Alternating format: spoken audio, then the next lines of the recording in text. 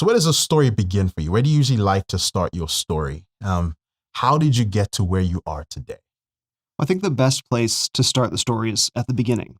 So I grew up in one of the most unlikely places compared to where I am today, which is a Jewish family in Phoenix, Arizona. So my whole family was Jewish, Reformed Jewish. So we would be what I would call religious but not spiritual. Perhaps you've heard many people in the New Age, which I'm sure we'll get to, describe themselves as spiritual but not religious. Right. We were religious but not spiritual. So we celebrated all the high holidays. So Rosh Hashanah, Yom Kippur downtown at Symphony Hall. We celebrated Passover in Hebrew, Hanukkah, but not Christmas. I was bar mitzvahed, the whole thing. So that's probably the best place for me to begin. Yeah. And then I think at some point you went on some journey around the world. Yeah. Tell us a little bit about that. What prompted that journey specifically? That was something that I was, say, inspired or desired to do beginning in the year 2000. So New Year's Eve 2000. So part of what was happening at the time is I was in the dot-com boom at Stanford University. So the global rave scene, DJ, electronic music, that was starting to happen. So I went to a rave that night for the first time. My sister took me, and I'm ashamed to say, but it's true. Yeah. I took a substance, ecstasy, and I had discovered this desire inside myself to travel the world. Yeah. And now I didn't grow up with a family that traveled at all. It was never anything that I felt that was lacking in my life. But suddenly I had this drive to go do it that stuck with me for 15 years. It didn't go away. It was something that sort of became a little bit like a North Star, guiding me towards, okay, stay focused in this direction, make choices that enable this trip and prevent it, and don't make choices that prevent it from happening. Right. So it was a 15-year process to get there from 2000 to essentially 2015. Yeah. And was it just a curiosity about the world that prompted this, or was it that you were looking for something deeper? Very much that. Okay. It was very much a journey of both self-exploration and a journey to see what was out there. I've always been intensely spiritually curious. And that goes back to even when I was a little kid. Everyone else is reading like the Hardy Boys, and I'm reading Bigfoot. Some of my favorites, by the way. Right, yeah. Boys. So that's awesome, yeah. So there was definitely a desire, a drive to understand what I might at the time have called the mystery. So to explore different spiritual traditions, even before I knew sort of what that meant. There was an intense curiosity about spiritual, theological, and perhaps philosophical questions. Right. So what did you find on this journey? First, where did you go? And what did you find wherever you went? So I started in South America. So I started in Buenos Aires and went from Buenos Aires in Argentina south down to Ushuaia, the southernmost tip of South America. Okay. From there, I went to Torres del Paine in Chile, which is the Jewel National Park of Patagonia. Okay. Went to Peru and then Ecuador and Colombia. From there, I went to Asia, including Japan, South Korea, Hong Kong, China. I've also been to Oceania, which is Australia, New Zealand, Fiji, Vanuatu, and then, Thailand. I think I might have mentioned Mongolia, China, and then finished in India, Sri Lanka, and Nepal. Okay, interesting. But I had previously been to Western Europe, and I've been to Morocco. Yeah, okay. So, which is part of Africa. Yeah, so I guess say it is. You've been all around the world, quite literally. I have. How was the food in all these places? Different. It depends on which country. Right. Which foods did you particularly enjoy? Well, so the best food that you can find in the world of all different cuisines, I think, is in Japan. Obviously, France is incredible for French cuisine. Right. Yes. But in Japan, you have to fight to have a bad meal.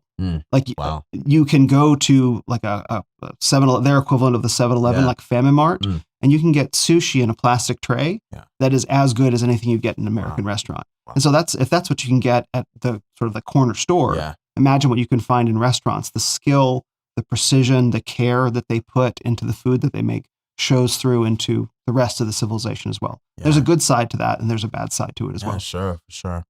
So did this trip around the world satisfy your curiosity? Did you achieve what you wanted to achieve in this? Okay. I did. Yeah. What an incredible question. Thank you. Sure. I did. Yeah. It satisfied my curiosity to understand the world in an earthly sense. Right. And it also satisfied my curiosity to understand, we'll say, the world in a spiritual sense. Yeah. Very much so. Very much so, particularly particularly India. Now, India came at the very end. That was at the conclusion of the journey, just before Nepal. Right. And I look back on the trip now leading up to India, and it was essentially 3 years of training to be in travel, to be prepared to journey through India the way that I did. Yeah. So that was really the end of it. That showed me the final piece of the puzzle that I was ready to see. Yeah. And what was that piece? Like, how would you identify what that piece was? What was your thought process at the end of this? What specific things were you thinking? What conclusions had you arrived at? Yeah. So I don't know. I don't know that I was fully prepared for what India ended up being. Right. But I remember as one of the inheritors of the 1960s hippie tradition, Right. one of the things that the Beatles did was they went to India, I think, during the recording of Sgt. Pepper's. There's a big shift in the Beatles. I can talk forever about the Beatles, and not in a good way, not in a good way, not in a complimentary way. Yeah. But there was a big shift in the middle of the 60s when the Beatles got into Sgt. Pepper's. They went to India. They started spending time with the Maharishi Yogi, and that was when Eastern mysticism flooded into American culture to such a degree that we kind of live in it right now. Like in a very real sense, you can probably say Hinduism is a more present cultural reality in the United States than Christianity is.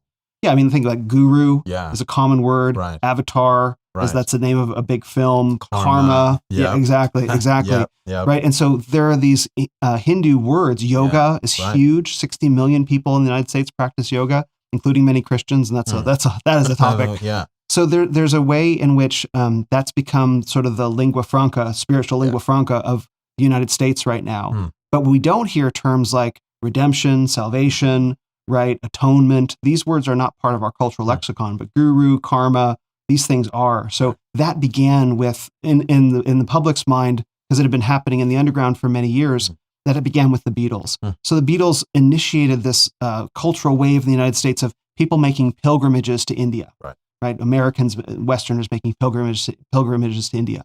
So I had met enough people who had done that, that there was no bloom left on the lily. I was under no illusions that I was going to a land of great spiritual wisdom. Right, maybe cultural richness, because plenty of Americans thought, oh, India is this utopian spiritual paradise, and they would go and they would spend a week or two there, and they'd be like, well, and we're getting out of here, right? Exactly. Right. Yeah. So I didn't have any illusions about what India was.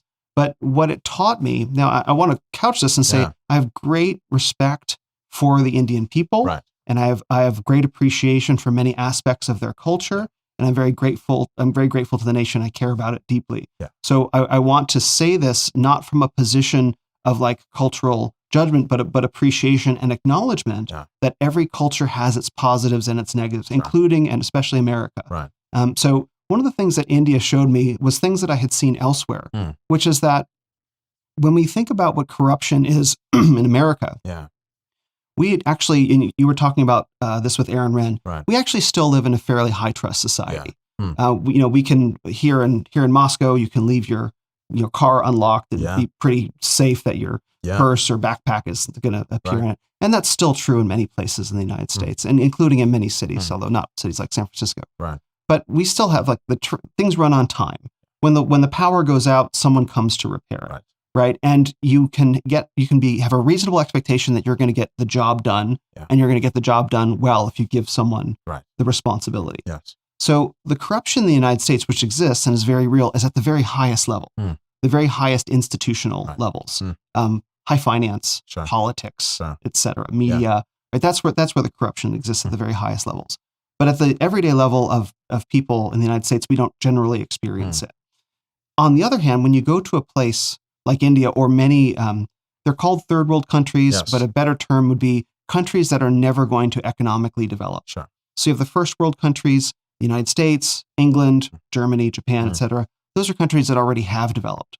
Second world countries are countries that are in the process of developing. So Peru is a good example. China is another one. Then you have the third world countries, which are countries that are probably never going to economically develop. When you travel to countries that are in the third world, corruption is a pervasive aspect of everyday life.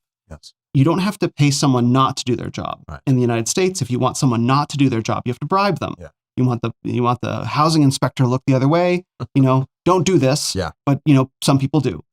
In India, and I had Indians explain this to me because as a white Westerner, I experienced the functions of the country very differently. But Indians would explain to me, no, here in India, if I go to this is an Indian man speaking, if I go to the post office, I have to pay someone to do their job. Do the job, yeah. So getting to witness the profound amount of corruption that lives in the everyday lives of people in third world countries satisfied a longing that I had to know how the world really worked. Because I grew up in a liberal culture in San Francisco, that especially was when I came of age, that had just unvarnished, unbridled hatred for America, for men, for masculinity, for whiteness. Like that was what I was steeped in. So I believed just how bad America was. Right. But when I went to the rest of the world to see how the rest of the world really works, America existed. It stood up, like many describe it, as a bright, shining light. And it satisfied my need to understand, everything that I've been told about my own country was a lie. Was a lie, yes. Right.